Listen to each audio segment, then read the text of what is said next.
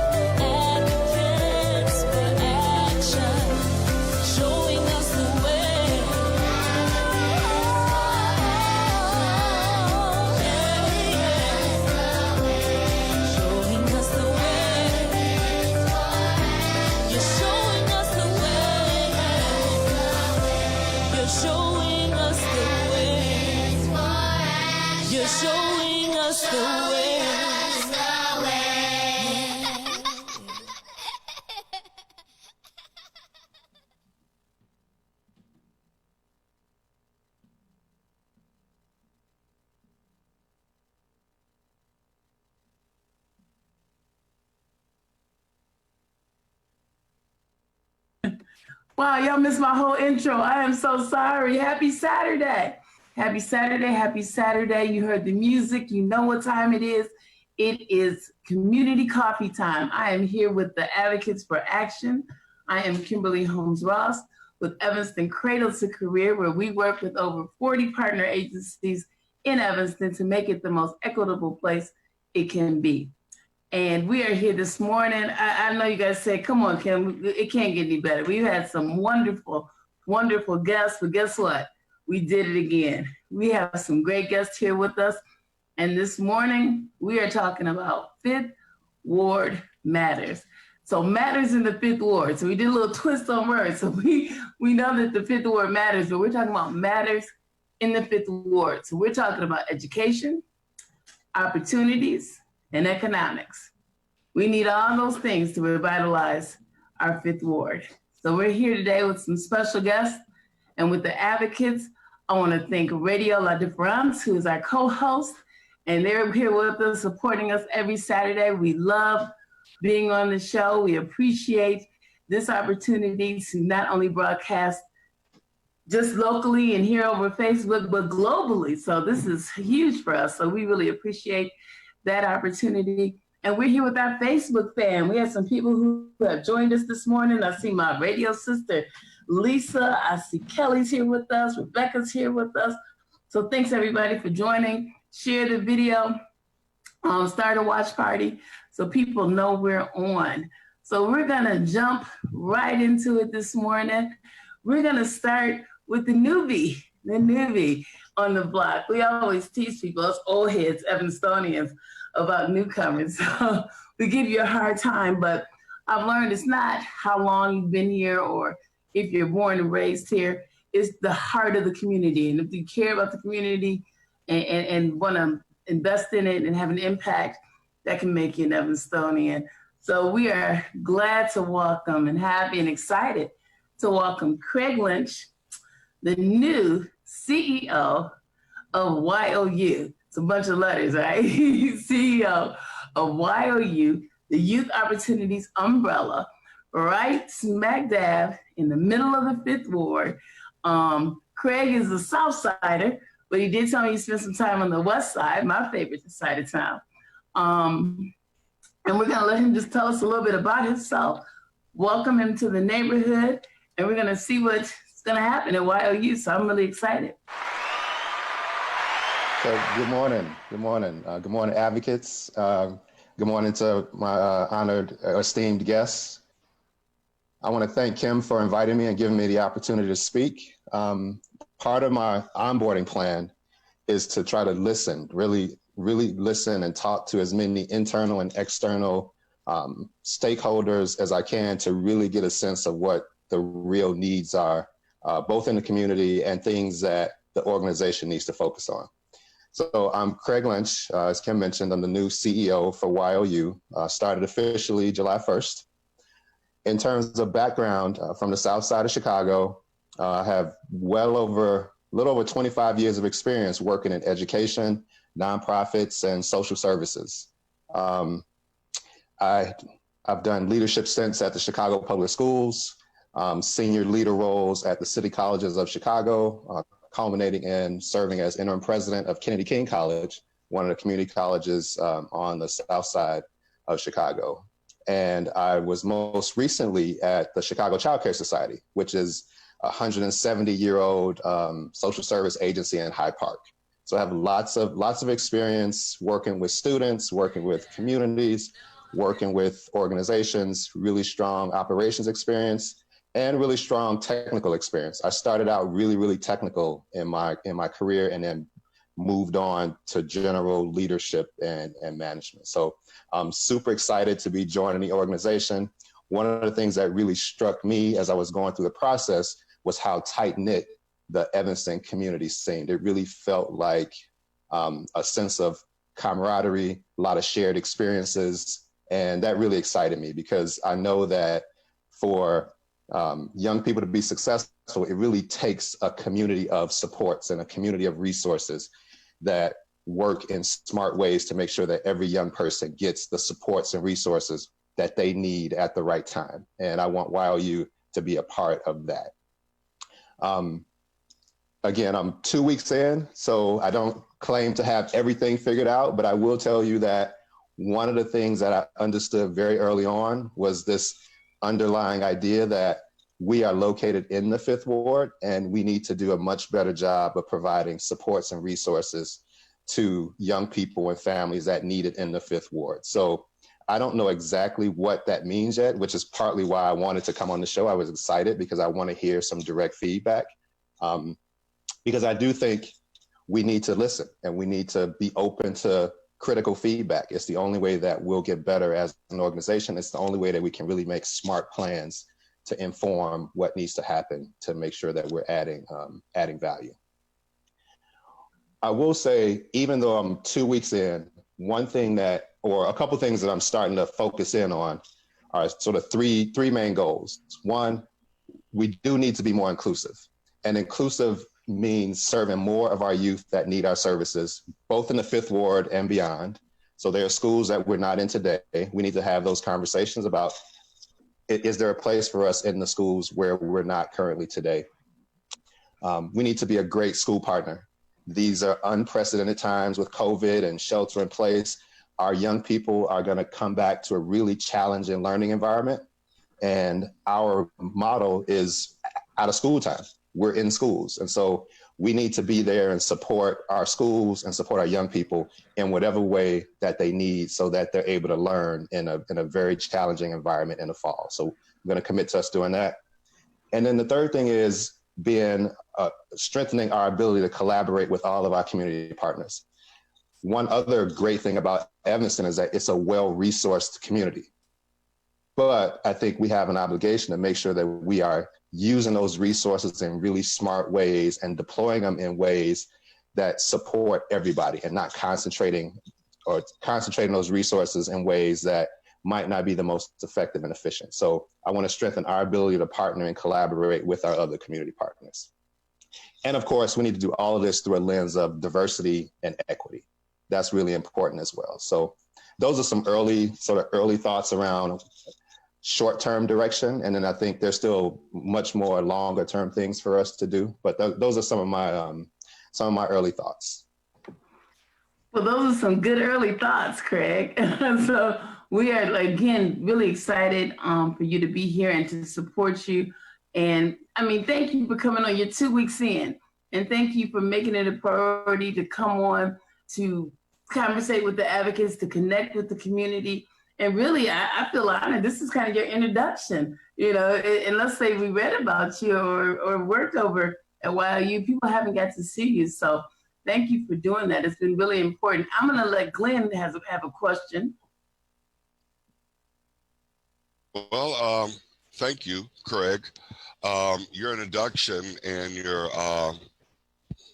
reasoning for wanting to do this job is totally different from what I've heard in the past when Y.O.U opened. You're correct. Y.O.U has not been really inclusive. The Fifth Ward is probably the most underserved and highly impacted ward in our community. And a lot of the resources and systems fail people of color in the Fifth Ward. And the indigenous people of this community, we're the ones that are suffering the most.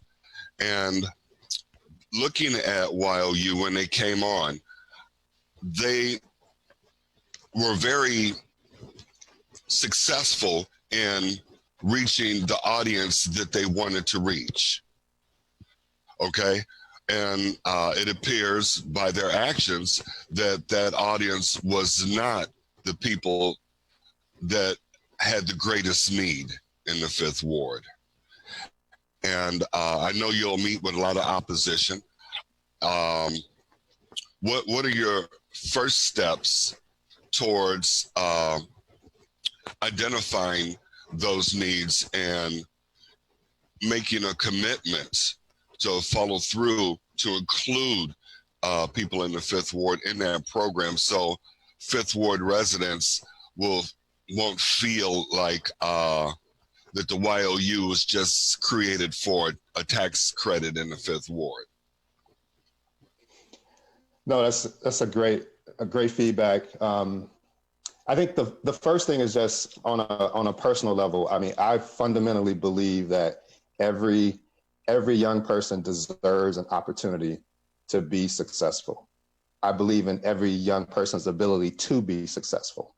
And I think our organization has to do its part. And it's one of the things that actually, attracted me to the opportunity was this idea of being able to really impact change at a really meaningful level. Certainly internally, there have been lots of discussions, I can tell you that, about how Y.O.U can serve the residents of the Fifth Ward better. I know that there have been some attempts at programming. So for example, there has been some Saturday programming, STEAM workshops, code-a-thons that happen once a year, culinary sessions. So there have been some attempts, and I think there's certainly a lot more for us to do. I think my commitment to the Fifth Ward is, one, to make sure that it's a focus within the organization, to make sure that the organization understands that because we're located in the Fifth Ward, we have a unique responsibility to make sure that we're present and our resources are available. So as a CEO, that's one of the things that I can do, is direct our focus and attention and energy behind that. I can also push the thinking around programming, because, Saturday programming is an attempt to work around our model of programming, which is to be school-based. And as I understand it, there is a school in the Fifth Ward that was closed. And so we need to think, how do we do things outside of our school-based model and still be able to do it at scale? So I don't know the answer to that, but I do think some of the things that have happened have been an attempt at that.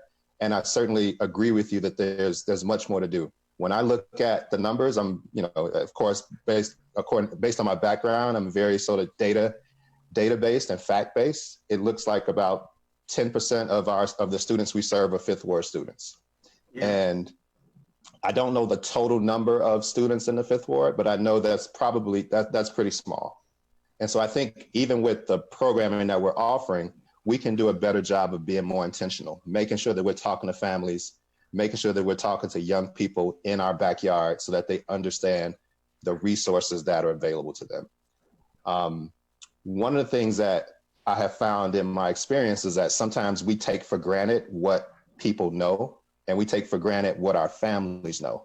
And I think it's our responsibility to do the targeted outreach, to go and meet people where they are and help them understand that there are resources here and available that can help your student or help you, young person, to learn more, to grow more, to have more experiences. So I think we can do a better job of that. We will do a better job of that. And I will certainly come back on the show and, continue to hope that the Fifth Ward holds me accountable and holds our organization accountable to delivering the results that are necessary. We're definitely going to do that, Craig. I want to give you a little feedback from our Facebook audience. Lisa says, welcome. And she's hoping that the staff at Y.O.U will begin to better resemble the community it was created to support. So that's some great feedback. Yeah. That's great feedback. So I actually, the staff who provide direct service to our young people, it's actually fairly diverse. Where we have some challenges is at the management level and senior level. And again, so as the CEO, that's certainly something that I can affect in terms of being intentional, making sure that we have a diverse pool of candidates when we are searching for vacancies. I'm certainly no stranger to this idea that the staff have to reflect the communities that they serve. So I get that on the fundamental level. I've had experiences in the past where I've had to address that very same issue. So it's not new to me, and it's certainly something that we can make some improvements in. Appreciate it, Craig, and thank you, Lisa. All right, I'm gonna move on to Mr. Henry Wilkins. I gotta tell you, I thought Henry had just moved to town a couple years ago. And in talking to him, he's like, no, I came up in here 15 years. I'm like, 15 years?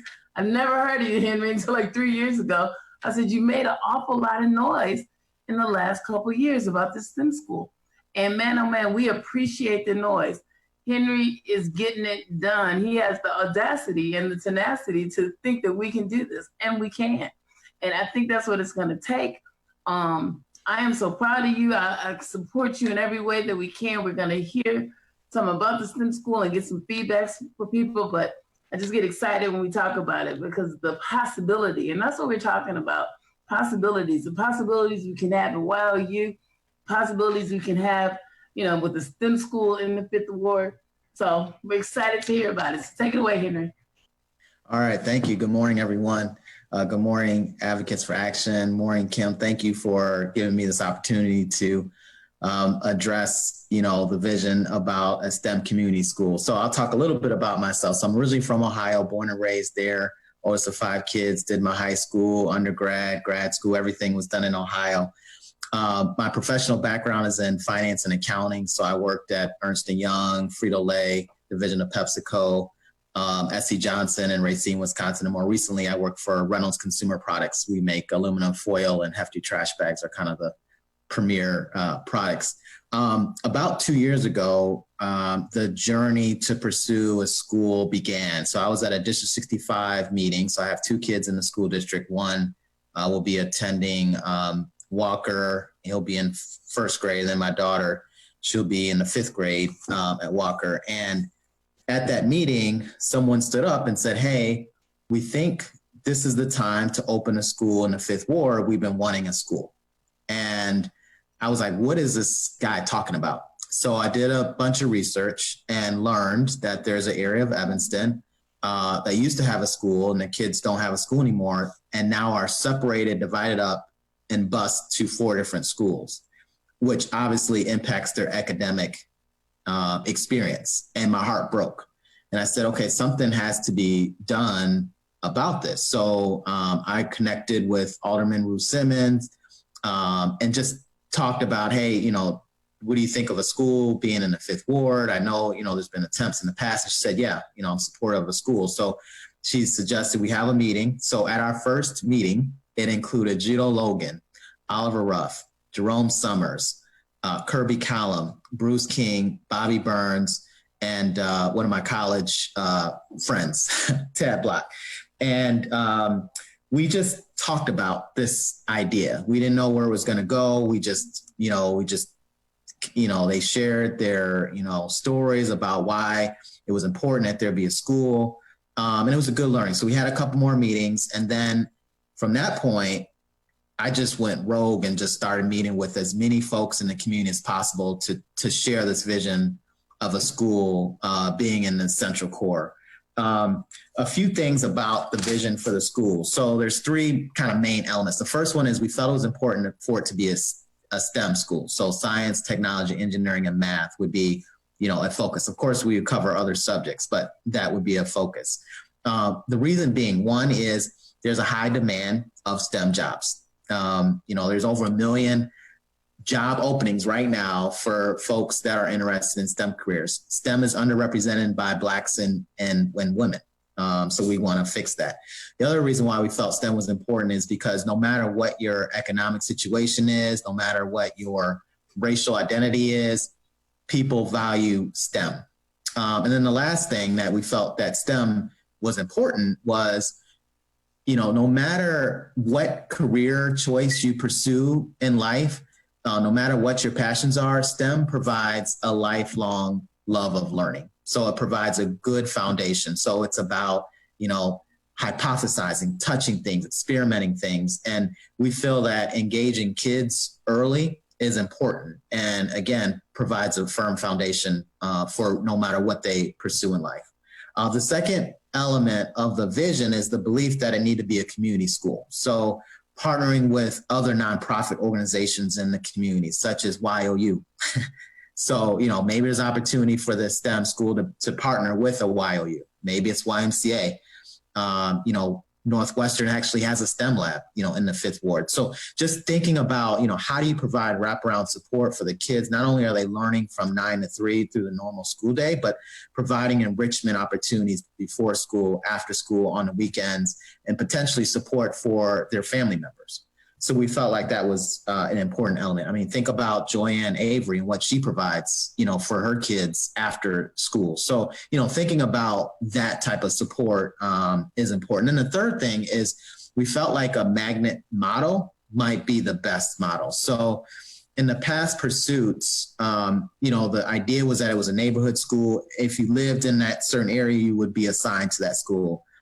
We actually think that the school should prioritize families in the 5th Ward in the Central Core, but be open to all of Evanston. So think about the King Magnet School model, which, again, prioritizes families and kids in the 5th Ward. However, it's open to all of Evanston. So we felt like that was an important element. Not sure where we're going to land on that approach, but at the end of the day, we need to make sure that we're serving the kids that we're intending to serve, which are the kids that live in the Central Core. So that's the vision in a nutshell. And I'll now turn open to you guys to ask me any questions.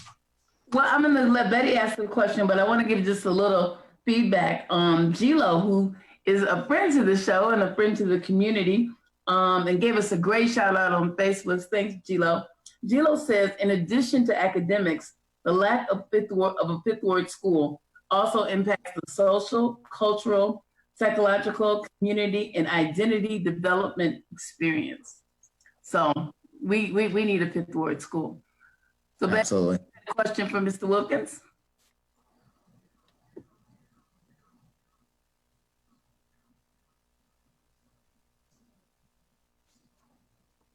Thank you for joining us this morning, our guest. And thank you, Gilo, for bringing up that point, because that is exactly what I was thinking about in terms of identity. I know for myself, a huge part of my identity was being able to feel connected to my community and my school community. in terms of my social and emotional growth. And that's what's missing in the Fifth Ward. It's hard to feel connected to your community when you don't have an opportunity to connect with others in your community.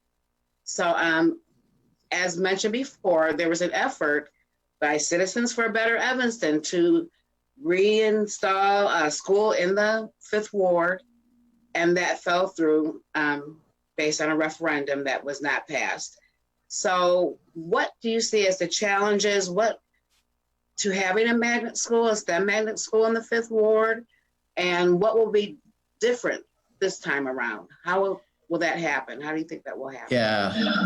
No, thank you for that question. So one of the things that, is different about this pursuit, because this pursuit of a STEM community school, this isn't new, right? So there's been several attempts to bring a school over the past 40 years. The timing is different now. The environment's much different. So now in 2020, you have, a recognition that it's unfair to expect Black and brown kids to provide diversity for other schools. This was brought up as one of the reasons why people didn't support the last pursuit, the referendum in 2012. If you look at the voting results, the Fifth Ward school was supported by Fifth Ward residents. So 67% of the residents said yes to the school. So they are willing for their taxes to go up. The referendum also passed in the Second Ward, and it also passed in the Eighth Ward. And if you look at the demographics of those wards, you can see there's a decent, people of color representation.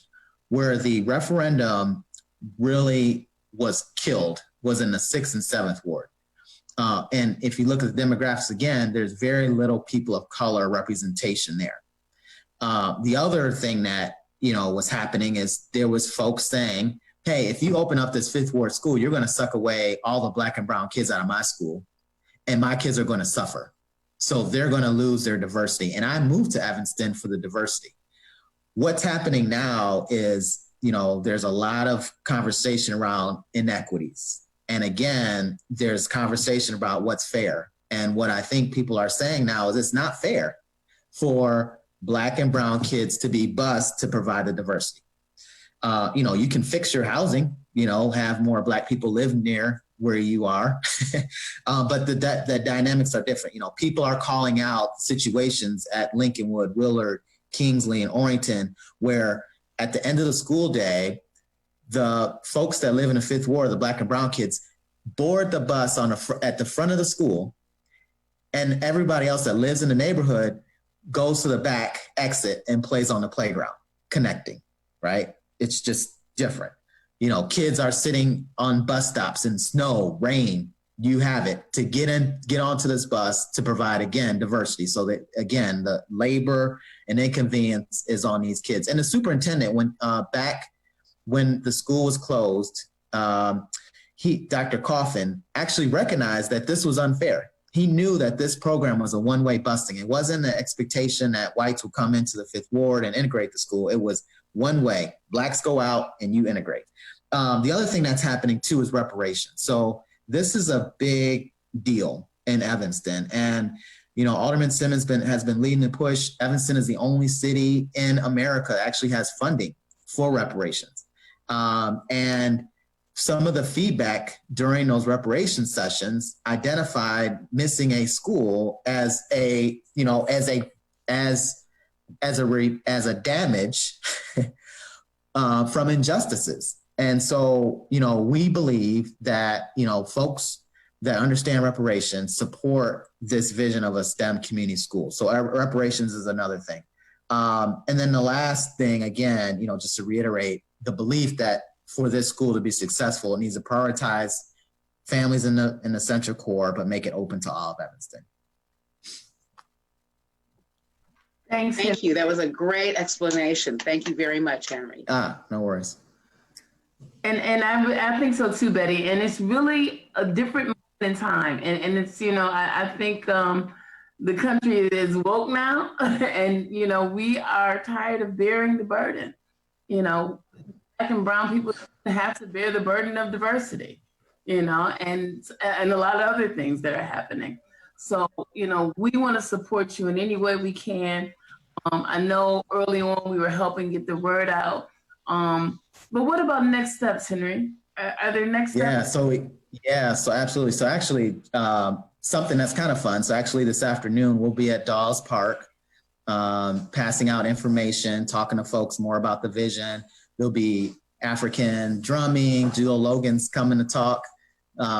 There'll be food. There'll be books, free books handed out at the event. So there's that. The other thing is we are trying to raise money or find funding to do a financial assessment. So we're trying to work with District 65, Dr. Horton, and the school board and the CFO around, how do you fund this school? The belief is that, we have to be creative, that we can't just rely on another referendum for the school. We have to be creative. So the individual that we want to hire actually was identified back in 2011 to, fund a fifth ward school without a referendum. The school board at the time said, no, let's do the referendum, and we see the results of what happened. So we want to try something else. Again, you can't keep doing the same thing and expect different results. That's insanity. So we don't want to do the same thing. So we're going to collaborate with District 65.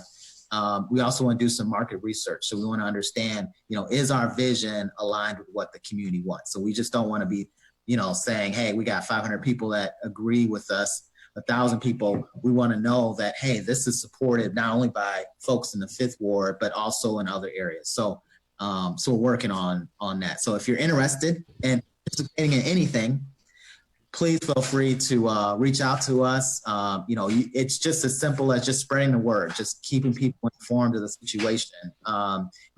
Liking our post on Facebook. We have Instagram now. We have Twitter. Where we're trying to get the word out and build the community support for it. So those are just some of the activities that we're pursuing, and we're just going to keep grinding away. Well, we certainly appreciate you, and thank you for bringing up reparations, because it's absolutely key in what we're doing. We want to thank everybody for joining us. We have Tamara who joined us. Nico's joined us. Thanks, Nico. We have Patrina and Tiffany who also joined us. Centrise, my church sister, she joined us. So anybody who joined us, thank you guys. Thank you for sharing this video. We're here with you every Saturday morning, connecting you with the community and what matters in the community. Henry said it, there's a event today down at Dawes Park. Some of us old heads know it as Greenwood Beach, coolest place to hang out when you was growing up. Brown books and paintbrushes is bringing us the event, also with Real Men Charities. So get down there, take your kids, your grandkids, your neighbor's kids, somebody's kid. Come on down to the beach, get your sunblock, get your water, hydrate. It's going to be really hot today. I don't know if somebody in the comment knows, are there cooling stations open today? If you know somebody who doesn't have air, check on them. I believe, I'm not sure where the cooling stations are, but there should be some stuff around Evanston. Stay cool. Have a wonderful Saturday. Mr. Mann, we appreciate you as always, and we'll see you guys next week.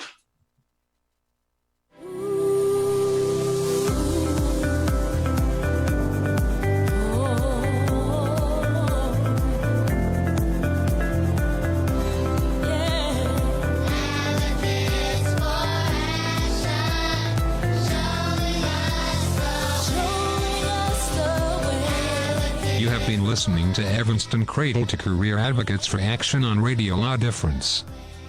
Please tune in again next Saturday for another show.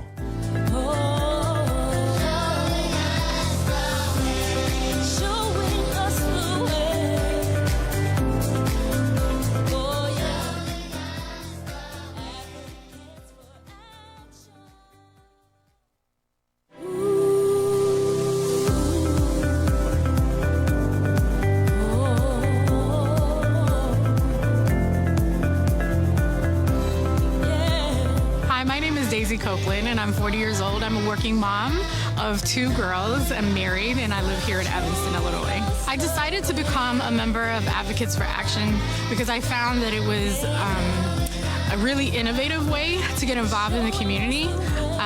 Basically recognizing that as a citizen, you don't necessarily have to have a title or a leadership position to empower yourself and be an active voice and make change. My name is Glenn Mackey, and happily married, and I'm a father of a daughter. Advocates for Action, I think, basically, to make it really simple, they're a group of concerned residents, citizens of Evanston, that have got together, organized ourselves, educated ourselves, and started a process of continuous learning and understanding and incorporating different ideas into our environment so we can start liberating people and educating people. The approach that I wanted to have as it pertains to the model of training for Advocates for Action, we call it the 4 Ds. It is determine, develop, deploy, and deepen. So the training with Pastor Dillard for me, I will say, was very interesting. I absolutely loved it. I look forward to my Saturdays, and I will go away, reevaluating some things. What makes Advocate for Action different than any other group is that we have over 40 organizations that we partner with, more resources. The issues that I'm excited to see the Advocates for Action help the city with is, frankly, issues that we're struggling with right now. And I think that, hearing the voices from a lot of people around this community will make sure that some of the social service programs and the really important youth programs that we have in the community are protected. My vision is for this group to become a cohort. My hope for the future of Advocates for Action is more members of our community will find their voice. I'm an advocate. I'm an advocate. I'm an advocate. I'm an advocate.